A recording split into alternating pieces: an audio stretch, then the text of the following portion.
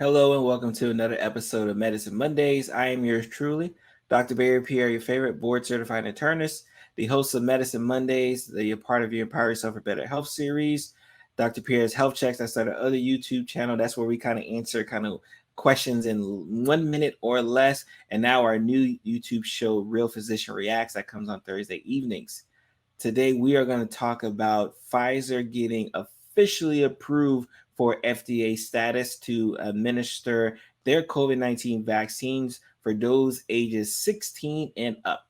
And for me, as a physician, as a healthcare professional, taking care of patients in a hospital setting, this is something that I am jumping for joy for. I couldn't wait, especially because I knew Pfizer was the first of the companies, especially here in the United States, that submitted for the FDA approval. So we knew that Pfizer was going to be the first one to get approved when it does come about.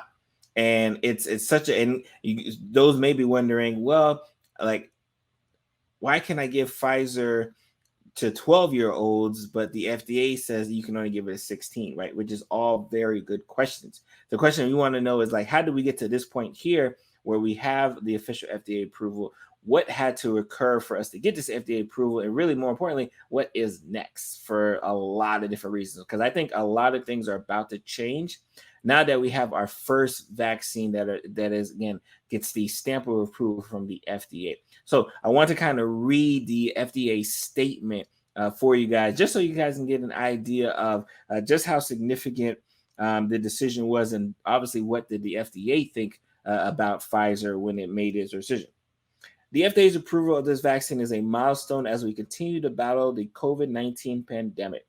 While this and other vaccines have met the FDA's rigorous scientific standards for emergency use authorization, as the first FDA-approved COVID-19 vaccine, the public can be very confident that this vaccine meets the high standards for safety, effectiveness, and manufacturing quality the FDA requires of an approved product, said Acting FDA Commissioner Janet Woodcock.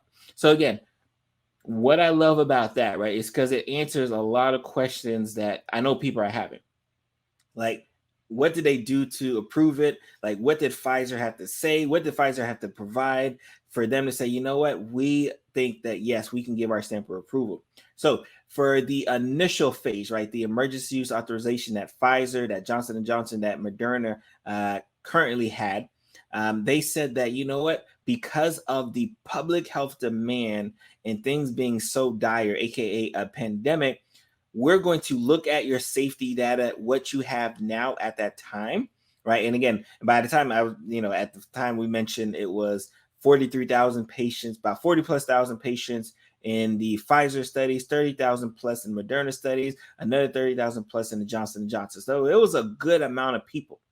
And it was enough for them to say, based off what we're seeing with the safety data, you can proceed to present this medication and provide it to the public.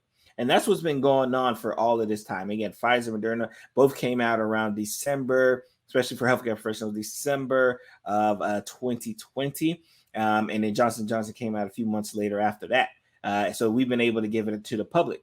But now that it has the official stamp of approval, it means so many more things. Because what the FDA had to do to get to this point, one, if you read some reports, it had to go over 340,000 different pages of scientific material, looking at the safety data, looking at the manufacturing data, looking at the process from going from A to Z to get this medication, just to make sure that by the time it got to you, the general person sitting in that chair in your local pharmacy, ready to take a vaccine, that it was going to be safe as possible for you. And it, again, obviously passed with flying colors. If you're a part of the Lunch and Learn community, you've heard me say this before. It was more of a foregone conclusion. This wasn't a thing where we had to be concerned that something may happen in the paperwork. They may uncover something that may be scrupulous to say, you know what, I'm not sure if I can give this approval. It was more of a foregone conclusion. And it's funny because you have people on different sides. You have people who are like, well, what took so long to get the FDA approval? And you have people on the other side like, oh man, that happened too quickly, right? Again, we already know you can't really please everybody, but when it comes to the safety, when it comes to the data at hand, we're in great hands with this first vaccine. And again, Moderna hasn't submitted their application, at least at the time of this recording. to the FDA. But once it does, we fully expect that to also be approved probably a month or two after, because like I said, they do have to review like 340,000 documents just to go over Pfizer. Moderna's is probably going to be the same way. And for those who may be wondering, like, well, like how much vaccines have Pfizer pushed out, at least at this time? Remember, Pfizer is obviously a worldwide company.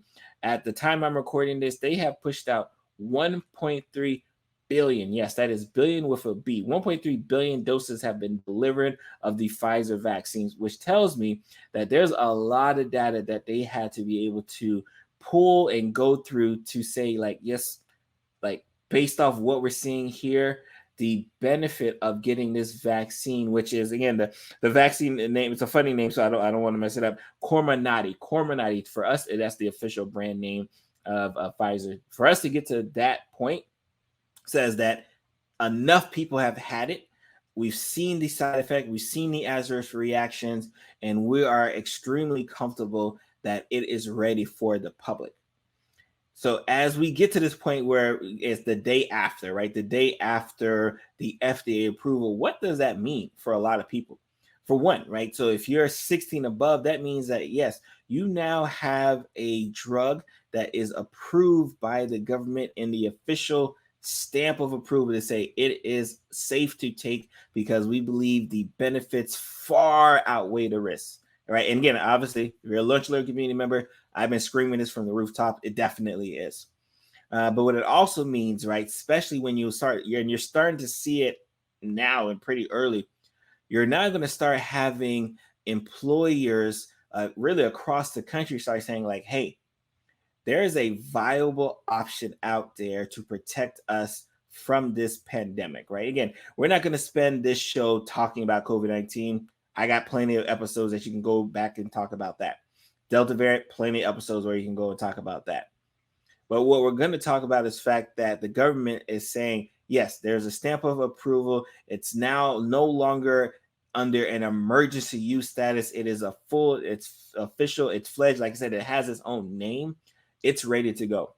So you're seeing now, and I think you're going to expect to see a lot more companies and governments across the country start saying like, hey, there's actual viable option. And if you don't have a viable reason why you're not getting this vaccinated, and obviously we're talking about those who are unvaccinated at this point, like you may not be able to work here. And I've gotten, plenty of, DMs and emails and questions, about my thoughts on that. Me personally, again, I have so many hats. I have me as a physician, me as a hospital physician who takes care of patients who get so sick in the hospital that they need to come see us. Me as a father of 3 children under the ages of 16 who are not eligible for a vaccine, at least at this moment, especially because they're all also under the age of 12, so not eligible for a vaccine in this moment. And me as a public health professional that has seen what this vaccine has done across the world, seen what it's done to patients across the world, businesses across the world, just people in general. Like I've seen what this does. And the benefits, again, like the FDA notes, far outweigh any risks of concern that you may be having at this moment. So I fully support the mandates that you're going to start seeing, across the country of employers saying like, hey, if you can't, right, if you can't tell me what type of allergy that is so severe that you can't come even near this medication, you can't work here. Because, and again, I guess I will talk a little bit about COVID. COVID isn't this thing that I can say, hey, I got COVID, but I'll keep it to myself. You don't have to worry about it. Like, it's just like when we used to be able to smoke on airplanes. No, the reason why I can't smoke on airplanes anymore is because we know secondhand smoke kills, right? And people who are around you don't have the option to say, no, I don't want COVID. So as an employer, as a business, as a government, they have to start looking at it that way. Like, and that's how they're doing it. They're starting to look at it and say, hey, you know what? The benefits far outweigh any concern that you have, because if you get sick, right, you may make one person sick, then 5 people sick, then 20 people sick. Again, I just read a report yesterday about a teacher who came to school ill, symptomatic, determined to have COVID, and ended up giving it to 26 other individuals in her elementary school. So let's think about that. The elementary school kids, again, going to be under the age of 12. So they're, again, not in any kind of circle of being able to get a vaccine to protect themselves. And here you have the adult who comes in and gets all of them sick. And imagine she got the 26 students, right? Students and faculty sick with COVID-19. Now imagine how many other people did those 26 people get sick, because again, they're students or they're kids, which means they go home to mom and dad, to grandma, to grandpa, right? Like it will not, right? It will not surprise me if you have at least one person pass away because of this teacher's, again, I hate to say mistake, but if you're going to work with kids and you're not going to vaccinate yourself, you need to do everything you can to protect the kids. If you don't want to protect yourself, that's fine. But unfortunately, in COVID-19, people around you don't have that option to protect themselves. And that's why, again, I am strongly for any mandates that may be required, because the mandates, right, from an individual rights standpoint, does not outweigh the rights of the public. It's never had. And again, I think even the military is going to likely require vaccination as well with the COVID-19, which again, the military, imagine, right? Imagine an entire military barrack, right, being, again, invaded with COVID-19 because one person is unvaccinated, gets sick, and spreads it to the rest. So again, and this is, and as we continue to go along, especially with these other variants that continue to propagate themselves across the world, right, especially here in this country, we are going to have to, again, continue to look out for one another. And if the requirement of a vaccine means I'm going to look out for one another, then it just is what it is. Like, you're going to have to do that.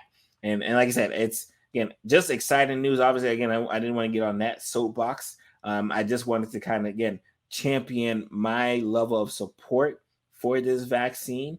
I want to champion the fact that all of the due diligence was done to get to this point. There were no steps skipped, right? Again, if you asked me, they should have approved it sooner, right? But they didn't, right? Because they had to go through all of the stuff they needed to go through to make sure that this was going to be great for the public, and it is.